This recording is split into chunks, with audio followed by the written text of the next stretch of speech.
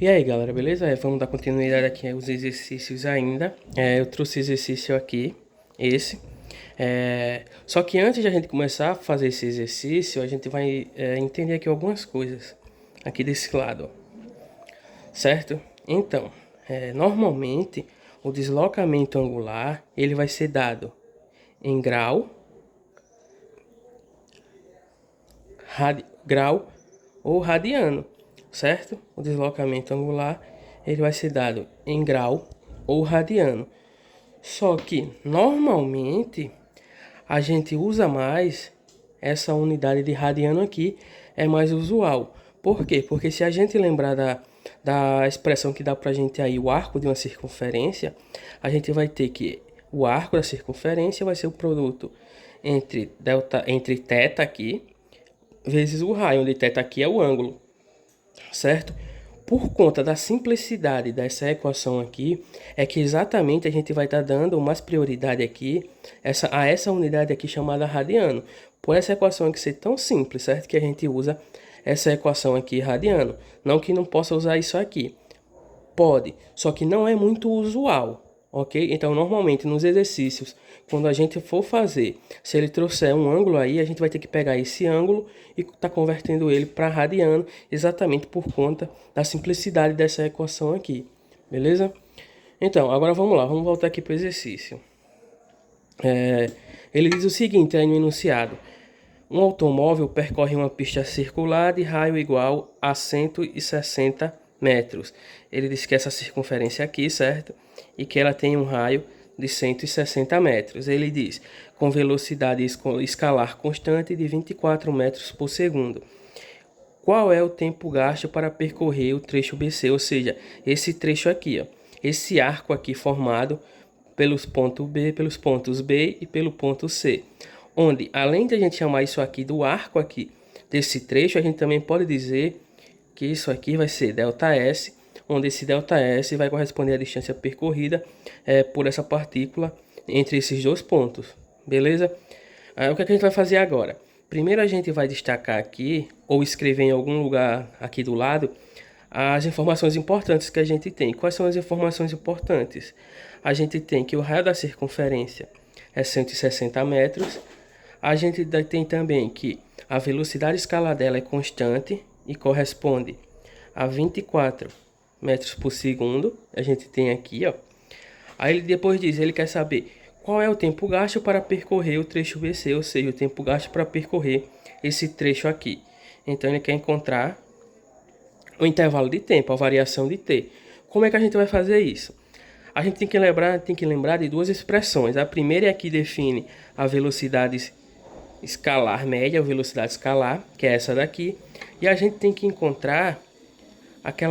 lembrar daquela outra expressão que a gente encontrou no início dos vídeos aí, quando eu estava dando a introdução da cinemática angular, e foi essa equaçãozinha aqui.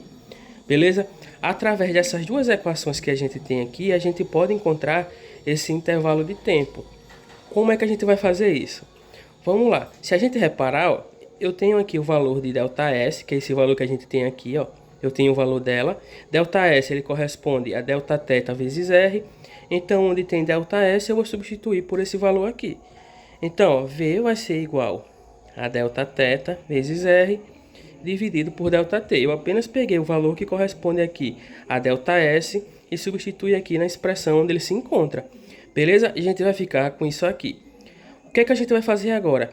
Como a gente quer encontrar ΔT, certo? Que é o tempo gasto para percorrer essa circunferência aqui, o que é para percorrer esse arco aqui que a gente tem, o que é que a gente vai fazer? A gente tem que dar um jeito de isolar ΔT. Como é que a gente vai fazer isso? Se a gente olhar, ó, ΔT, ele está dividindo todo esse termo. Então a gente vai pegar ΔT, passar para o outro lado da igualdade, só que quando a gente passar, ele vai passar multiplicando, já que ele está dividindo.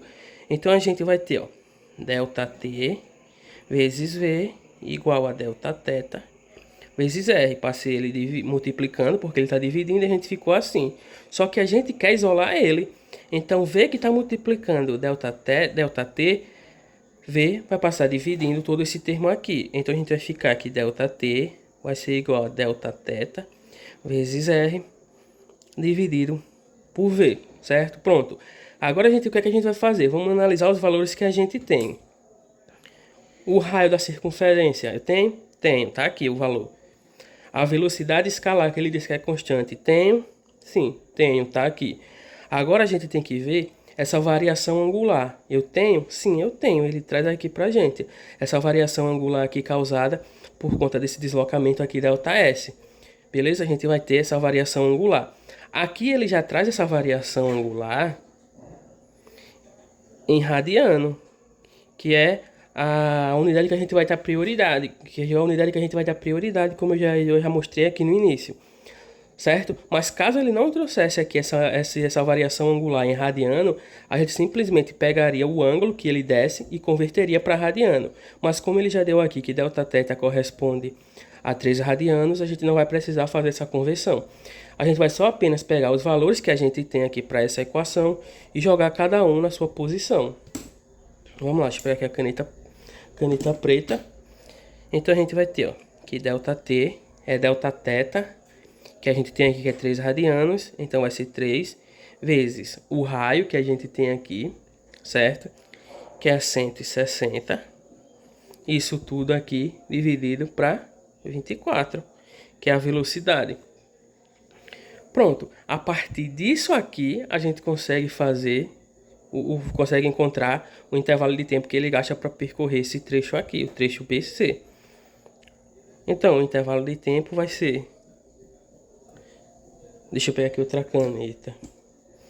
O intervalo de tempo que ele vai gastar vai ser 3 vezes 160. Quando a gente fizer essa multiplicação aqui, deixa eu riscar aqui novamente, vamos lá. ΔT vai ser igual a 3 vezes 160, dá 480, dividido para 24, certo? Quando a gente fizer essa continha aqui, a gente vai encontrar que o intervalo de tempo para ele percorrer o trecho BC vai ser igual a 20 segundos.